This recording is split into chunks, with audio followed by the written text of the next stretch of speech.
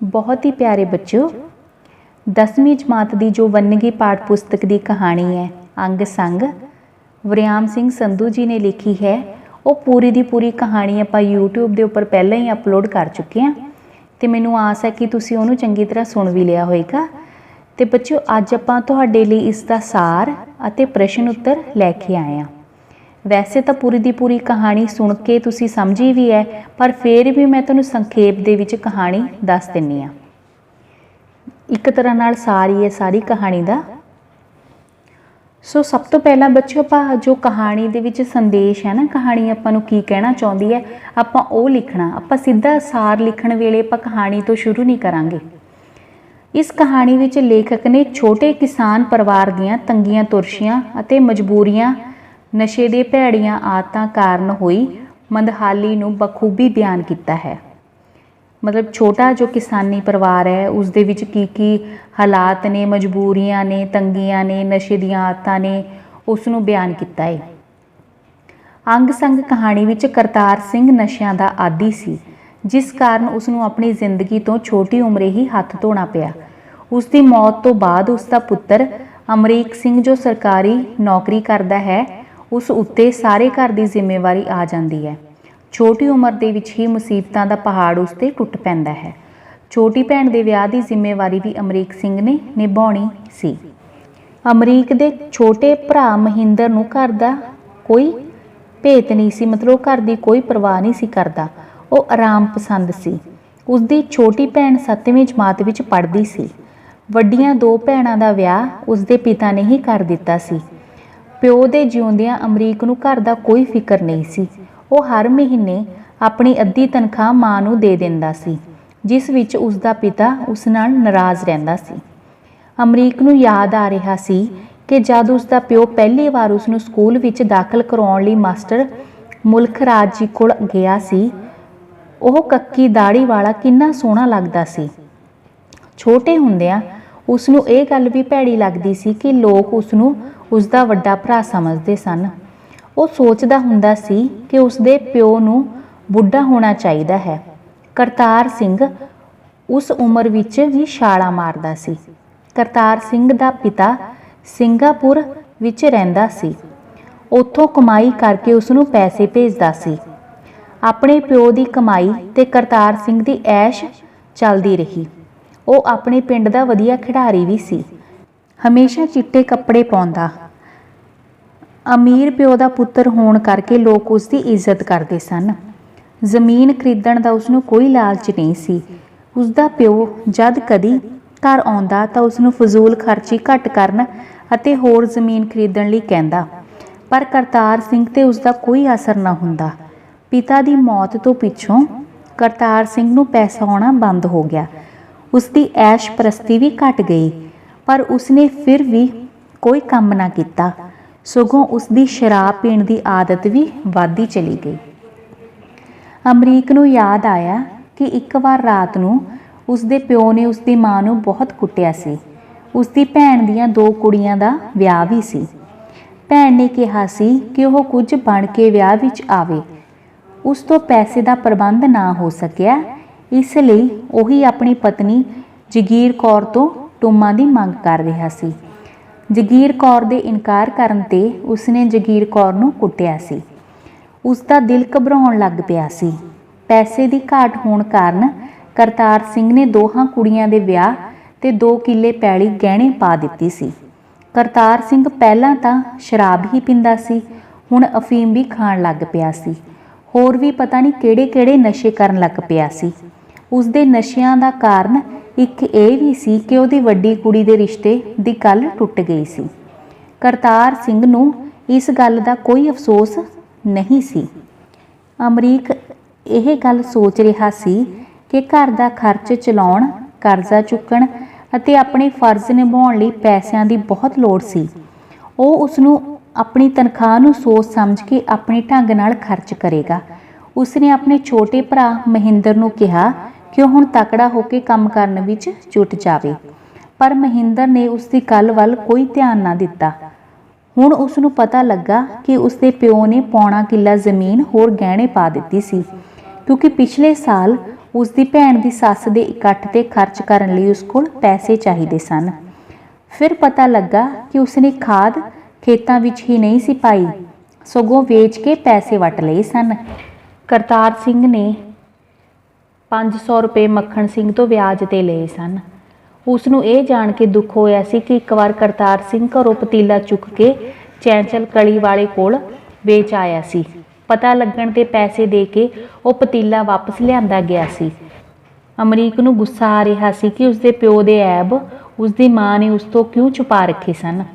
ਜ਼ਮੀਨ ਗਹਿਣੇ ਪਾਉਣ, ਕਰਜ਼ਾ ਲੈਣ ਅਤੇ ਉਸ ਦੀਆਂ ਵਿਗੜੀਆਂ ਆਦਤਾਂ ਬਾਰੇ ਕਿਉਂ ਨਹੀਂ ਸੀ ਦੱਸਿਆ। ਫਿਰ ਉਸਨੇ ਸੋਚਿਆ ਕਿ ਜਦੋਂ ਉਸਦਾ ਪਿਓ ਜਿਉਂਦਾ ਹੁੰਦਾ ਸੀ ਤਾਂ ਜਿਹੜੀ 2 ਕਿੱਲੇ ਜ਼ਮੀਨ ਬਚਦੀ ਸੀ ਉਹ ਵੀ ਵਿਕ ਜਾਂਦੀ ਜਾਂ ਗਹਿਣੇ ਪੈ ਜਾਂਦੀ। ਹੁਣ ਅਜਿਹਾ ਲੱਗ ਰਿਹਾ ਸੀ ਕਿ ਘਰ ਦਾ ਸਾਈਂ ਵੇਲੇ ਸਿਰ ਤੁਰ ਗਿਆ ਸੀ ਅਤੇ ਟੱਬਰ ਦੇ ਸਾਰੇ ਜੀਅ ਆਪਣੇ ਆਪ ਨੂੰ ਸੁਰਖਰੂ ਹੋਇਆ ਅਨੁਭਵ ਕਰ ਰਹੇ ਸਨ। ਇਹ ਸੀ ਬੱਚਿਓ ਸਾਰ, ਤੇ ਹੁਣ ਆਪਾਂ ਤੁਹਾਡੇ ਨਾਲ ਪ੍ਰਸ਼ਨ ਉੱਤਰ ਸਾਂਝੇ ਕਰਾਂਗੇ। ਪਹਿਲਾ ਪ੍ਰਸ਼ਨ ਕਹਾਣੀ ਦਾ ਸਾਰ ਹੀ ਸੀ ਜੋ ਆਪਾਂ ਕਰ ਚੁੱਕੇ ਹਾਂ, ਤੇ ਦੂਜਾ ਪ੍ਰਸ਼ਨ ਹੈ, ਇਸ ਕਹਾਣੀ ਵਿੱਚ ਅਜਿਹੀ ਕਿਹੜੀ ਘਟਨਾ ਵਾਪਰੀ ਜਿਸ ਕਾਰਨ ਘਰ ਵਿੱਚ ਹਨੇਰੇ ਵਾਤਾਵਰਣ ਵਰਗੀ ਚੁੱਪ ਛਾਈ ਹੋਈ ਸੀ। ਕਰਤਾਰ ਸਿੰਘ ਦੀ ਮੌਤ ਤੋਂ ਪਿੱਛੋਂ ਉਸ ਦੀ ਆਤਮਾ ਦੀ ਸ਼ਾਂਤੀ ਵਿੱਚ ਰੱਖੇ ਗਏ ਪਾਠ ਦਾ ਭੋਗ ਪੈ ਗਿਆ ਸੀ। ਘਰ ਦੀ ਸਾਰੀ ਜ਼ਿੰਮੇਵਾਰੀ ਉਸ ਦੇ ਵੱਡੇ ਪੁੱਤਰ ਅਮਰੀਕ ਦੇ ਸਿਰ ਤੇ ਆ ਗਈ ਸੀ। ਉਸ ਵੇਲੇ ਸਾਰਾ ਟੱਬਰ ਸੋਗੀ ਹਾਲਤ ਵਿੱਚ ਸੀ। ਇਸੇ ਕਾਰਨ ਘਰ ਵਿੱਚ ਹਨੇਰੇ ਵਾਤਾਵਰਣ ਵਰਗੀ ਚੁੱਪ ਛਾਈ ਹੋਈ ਸੀ। ਅਗਲਾ ਪ੍ਰਸ਼ਨ, ਸੁਸਾਇਟੀ ਦੇ ਇੰਸਪੈਕਟਰ ਨੇ ਅਮਰੀਕ ਸਿੰਘ ਨੂੰ ਕਿਸ ਗੱਲ ਦੀ ਰਿਆਇਤ ਦਿੱਤੀ ਅਤੇ ਕਿਉਂ? ਅਮਰੀਕ ਸਿੰਘ ਦੇ ਪਿਤਾ ਕਰਤਾਰ ਸਿੰਘ ਦੀ ਮੌਤ ਹੋ ਗਈ ਸੀ। ਉਸਨੇ ਸੁਸਾਇਟੀ ਤੋਂ 1650 ਰੁਪਏ ਕਰਜ਼ ਲਏ ਸਨ, ਜਿਹੜੇ ਹੁਣ ਅਮਰੀਕ ਸਿੰਘ ਨੂੰ ਯਕਮੁਸ਼ਤ ਮੋੜਨੇ ਪੈਣੇ ਸਨ, ਕਿਉਂਕਿ ਕਾਨੂੰਨ ਅਨੁਸਾਰ ਕਰਜ਼ਦਾਰ ਦੀ ਮੌਤ ਤੋਂ ਪਿੱਛੋਂ ਅਜਿਹਾ ਕਰਨਾ ਜ਼ਰੂਰੀ ਸੀ। ਪਰ ਇੰਸਪੈਕਟਰ ਨੇ ਅਮਰੀਕ ਸਿੰਘ ਦੇ ਸਰਕਾਰੀ ਮੁਲਾਜ਼ਮ ਹੋਣ ਕਰਕੇ ਉਸ ਨੂੰ ਰਿਆਇਤ ਦੇ ਦਿੱਤੀ। ਕਰਜ਼ ਦੀ ਰਕਮ 2 ਕਿਸ਼ਤਾਂ ਵਿੱਚ ਭਰਨ ਦੀ ਮੋਹਲਤ ਦੇ ਦਿੱਤੀ। ਅਗਲਾ ਪ੍ਰਸ਼ਨ, ਕਰਤਾਰ ਸਿੰਘ ਦੇ ਛੋਟੀ ਉਮਰੇ ਹੀ ਦੁਨੀਆ ਤੋਂ ਤੁਰ ਜਾਣ ਦੇ ਕੀ ਕਾਰਨ ਸਨ? ਕਰਤਾਰ ਸਿੰਘ ਸਿੰਗਾਪੁਰ ਰਹਿੰਦੇ ਆਪਣੇ ਪਿਓ ਦੀ ਕਮਾਈ ਨਾਲ ਐਸ਼ ਕਰ ਰਿਹਾ ਸੀ। ਸ਼ਰਾਬ ਪੀਣਾ ਉਸ ਦੀ ਆਦਤ ਬਣ ਗਈ ਸੀ। ਹੁਣ ਉਹ ਅਫੀਮ, ਗੋਲੀਆਂ ਤੇ ਹੋਰ ਨਸ਼ੇ ਵੀ ਲੱਗ ਪਿਆ ਸੀ। ਇਹ ਸਭ ਕੁਝ ਕਰਤਾਰ ਸਿੰਘ ਦੇ ਛੋਟੀ ਉਮਰੇ ਹੀ ਸੰਸਾਰ ਤੋਂ ਚਲੇ ਜਾਣ ਦਾ ਸਬੱਬ ਬਣ ਗਏ। ਬਚਪਨ ਵਿੱਚ ਅਮਰੀਕ ਸਿੰਘ ਕਿਹੋ ਜਿਹੇ ਬਾਪ ਦੀ ਕਲਪਨਾ ਕਰਦਾ ਹੈ ਅਤੇ ਕਿਉਂ? ਅਮਰੀਕ ਸਿੰਘ ਦੇ ਪਿਓ ਦੀ ਸਰੀਰਕ ਬਣਤਰ ਅਜਿਹੀ ਸੀ ਕਿ ਉਹ ਨੌਜਵਾਨ ਜਾਪਦਾ ਸੀ। ਉਹ ਅਮਰੀਕ ਸਿੰਘ ਨੂੰ ਬਹੁਤ ਪਿਆਰ ਕਰਦਾ ਸੀ। ਜਦ ਵੀ ਕੋਈ ਅਣਜਾਣ ਆਦਮੀ ਦੋਹਾਂ ਪਿਓ ਪੁੱਤਰ ਨੂੰ ਦੇਖਦਾ ਤਾਂ ਉਸ ਨੂੰ ਪਿਓ ਨਾ ਕਹਿ ਕੇ ਵੱਡਾ ਭਰਾ ਆਖਦਾ। ਇਹ ਗੱਲ ਅਮਰੀਕ ਸਿੰਘ ਨੂੰ ਚੰਗੀ ਨਾ ਲੱਗਦੀ। ਉਹ ਚਾਹੁੰਦਾ ਸੀ ਕਿ ਉਸ ਦਾ ਪਿਓ ਹੀ ਸਿਆਣਾ ਬਿਆਣਾ ਅਤੇ ਧੌਲੀ ਦਾੜੀ ਵਾਲਾ ਇਨਸਾਨ ਹੋਣਾ ਚਾਹੀਦਾ ਹੈ। ਉਹ ਆਪਣੇ ਪਿਓ ਦੀ ਵਡੇਰੀ ਉਮਰ ਦਾ ਚਿੱਟੀ ਦਾੜੀ ਵਾਲੇ ਹੋਣ ਦੀ ਕਲਪਨਾ ਕਰਦਾ ਸੀ। ਅਗਲਾ ਪ੍ਰਸ਼ਨ, ਅਮਰੀਕ ਦੇ ਦਾਦੇ ਨੇ ਗਹਿਣੇ ਪਈ ਆਪਣੀ ਪੈਲੀ ਨੂੰ ਕਿਵੇਂ ਛੁਡਾਇਆ ਸੀ? ਅਮਰੀਕ ਦਾ ਦਾਦਾ ਸਿੰਗਾਪੁਰ ਵਿੱਚ ਕੰਮ ਕਰਦਾ ਸੀ। ਉਹ ਕਈ ਸਾਲ ਉੱਥੇ ਕਮਾਈ ਕਰਦਾ ਰਿਹਾ। ਉਹ ਫਜ਼ੂਲ ਖਰਚੀ ਵਿੱਚ ਬਿਲਕੁਲ ਵੀ ਵਿਸ਼ਵਾਸ ਨਹੀਂ ਸੀ ਰੱਖਦਾ। ਉਸਨੇ ਬਹੁਤ ਮਿਹਨਤ ਕਰਕੇ ਪੈਸਾ ਜੋੜਿਆ ਅਤੇ ਗਹਿਣੇ ਪਈ ਜ਼ਮੀਨ ਨੂੰ ਛੁਡਾ ਲਿਆ। ਅਗਲਾ ਪ੍ਰਸ਼ਨ, ਕਰਤਾਰ ਸਿੰਘ ਆਪਣੀ ਭੈਣ ਦੀਆਂ ਕੁੜੀਆਂ ਦੇ ਵਿਆਹ ਦੀ ਚਿੱਠੀ ਆਉਣ ਤੇ ਖਿਜਿਆ ਕਿਉਂ ਰਹਿੰਦਾ ਸੀ? ਕਰਤਾਰ ਸਿੰਘ ਦੀ ਭੈਣ ਦੀਆਂ 2 ਕੁੜੀਆਂ ਦੇ ਵਿਆਹ ਦੀ ਚਿੱਠੀ ਆ ਗਈ ਸੀ। ਭੈਣ ਨੇ ਉਸ ਨੂੰ ਵਿਆਹ ਤੇ ਬਣ ਠਣ ਕੇ ਆਉਣ ਲਈ ਕਿਹਾ ਸੀ। ਵਾਹੀ ਦੇ ਕੰਮ ਵਿੱਚ ਕੁਝ ਬਚਦਾ ਨਹੀਂ ਸੀ। ਕੋਸ਼ਿਸ਼ ਕਰਕੇ ਵੀ ਉਹ ਕਿਧਰੋਂ ਵੀ ਪੈਸੇ ਦਾ ਪ੍ਰਬੰਧ ਨਹੀਂ ਸੀ ਕਰ ਸਕਿਆ। ਇਸ ਲਈ ਉਹ ਹਰ ਵੇਲੇ ਖਿਜਿਆ ਰਹਿਣ ਲੱਗਾ। ਅਗਲਾ ਪ੍ਰਸ਼ਨ, ਉਹ ਪੌਣਾ ਕਿੱਲਾ ਤਾਂ ਪਿਛਲੇ ਸਾਲ ਦਾ ਹੀ ਗਹਿਣੇ ਕਰ ਦਿੱਤਾ ਹੋਇਆ ਹੈ। ਜਗੀਰ ਕੌਰ ਦੇ ਇਹਨਾਂ ਸ਼ਬਦਾਂ ਵਿੱਚ ਕੀ ਅਰਥ ਹੈ ਜਾਂ ਉਸਨੇ ਇਹ ਸ਼ਬਦ ਕਿਉਂ ਕਹੇ? ਜਦੋਂ ਅਮਰੀਕ ਸਿੰਘ ਨੇ ਆਪਣੇ ਭਰਾ ਮਹਿੰਦਰ ਨੂੰ ਕਿਹਾ ਕਿ ਪੌਣਾ ਕਿੱਲਾ ਪੈਲੀ ਵਿੱਚ ਪੱਠੇ ਬੀਜ ਦੇਵੇ ਤਾਂ ਜਗੀਰ ਕੌਰ ਨੇ ਉਸ ਨੂੰ ਦੱਸਿਆ ਕਿ ਪਿਛਲੇ ਸਾਲ ਉਸ ਦੀ ਭੈਣ ਦੀ ਸੱਸ ਦੇ ਇਕੱਠ ਵੇਲੇ ਉਸ ਦੇ ਪਿਓ ਨੇ ਪੌਣਾ ਕਿੱਲਾ ਪੈਲੀ ਪਹਿਲਾਂ ਹੀ ਗਹਿਣੇ ਧਰ ਦਿੱਤੀ ਹੋਈ ਹੈ। ਇਹ ਪੈਲੀ ਗਹਿਣੇ ਕਰਕੇ ਉਸਨੇ ਪੈਸਿਆਂ ਦਾ ਪ੍ਰਬੰਧ ਕੀਤਾ ਸੀ। ਅਗਲਾ ਪ੍ਰਸ਼ਨ, ਅਮਰੀਕ ਸਿੰਘ ਨੂੰ ਆਪਣੇ ਘਰਦਿਆਂ ਨਾਲ ਕਿਸ ਗੱਲ ਦਾ ਇਤਰਾਜ਼ ਸੀ? ਅਮਰੀਕ ਸਿੰਘ ਨੂੰ ਆਪਣੇ ਘਰਦਿਆਂ ਨਾਲ ਇਸ ਗੱਲ ਦਾ ਇਤਰਾਜ਼ ਸੀ ਕਿ ਉਸਨੇ ਪਹਿਲਾਂ ਹੀ ਉਸਦੇ ਪਿਓ ਦੀਆਂ ਕਰਤੂਤਾਂ ਬਾਰੇ ਕਿਉਂ ਨਹੀਂ ਸੀ ਦੱਸਿਆ। ਉਸਨੇ ਸਿਰ ਤੇ ਇੰਨਾ ਕਰਜ਼ਾ ਕਿਵੇਂ ਚੁੱਕਿਆ ਸੀ? ਉਹਨਾਂ ਨੇ ਪੈਸੇ ਕਿੱਥੇ ਵਰਤੇ ਸੀ। ਉਸ ਨੂੰ ਆਪਣੀ ਮਾਂ ਨਾਲ ਵੀ ਇਸ ਗੱਲ ਦਾ ਗਿਲਾ ਸੀ ਕਿ ਉਹ ਸਾਰੀ ਜਾਣਕਾਰੀ ਉਸ ਤੋਂ ਛੁਪਾਉਂਦੀ ਰਹੀ। ਆਪਣੇ ਪਿਓ ਦੀਆਂ ਭੈੜੀਆਂ ਆਦਤਾਂ ਤੋਂ ਵੀ ਉਸ ਨੂੰ ਅਣਜਾਣ ਰੱਖਿਆ ਗਿਆ ਸੀ। ਸੋ ਬੱਚਿਓ, ਇਹ ਸੀ ਪ੍ਰਸ਼ਨ ਉੱਤਰ, ਵੱਡੇ ਪ੍ਰਸ਼ਨ ਉੱਤਰ। ਤੇ ਹੁਣ ਆਪਾਂ ਤੁਹਾਡੇ ਨਾਲ ਸੰਖੇਪ ਪ੍ਰਸ਼ਨ ਉੱਤਰ ਸਾਂਝੇ ਕਰਾਂਗੇ। ਅੰਗ ਸੰਗ ਕਹਾਣੀ ਕਿਸ ਦੀ ਰਚਨਾ ਹੈ? ਵਰਿਆਮ ਸਿੰਘ ਸੰਧੂ ਦੀ। ਭੋਗ ਤੇ ਨਾਨਕੇ ਕਿਸ ਨੂੰ ਪੱਗ ਬਣਾ ਗਏ ਸਨ? ਅਮਰੀਕ ਸਿੰਘ ਨੂੰ। ਕਰਤਾਰ ਸਿੰਘ ਦੇ ਕਿੰਨੇ ਬੱਚੇ ਸਨ? 3 ਧੀਆਂ ਤੇ 2 ਪੁੱਤਰ। ਅਮਰੀਕ ਸਿੰਘ ਕੀ ਕੰਮ ਕਰਦਾ ਸੀ? ਅਮਰੀਕ ਸਿੰਘ ਸਰਕਾਰੀ ਮੁਲਾਜ਼ਮ ਸੀ। ਕਰਤਾਰ ਸਿੰਘ ਦੀ ਲਾਸ਼ ਕਿਸ ਵੇਲੇ ਪਿੰਡ ਲੈ ਕੇ ਪਹੁੰਚੇ ਸਨ? ਸ਼ਾਮ ਦੇ ਕੁਸਮੁਸੇ। ਸੁਸਾਇਟੀ ਦਾ ਇੰਸਪੈਕਟਰ ਕਰਤਾਰ ਸਿੰਘ ਦੇ ਘਰ ਕਦੋਂ ਆਇਆ ਸੀ? ਕਰਤਾਰ ਸਿੰਘ ਦੀ ਮੌਤ ਤੋਂ 8ਵੇਂ ਦਿਨ।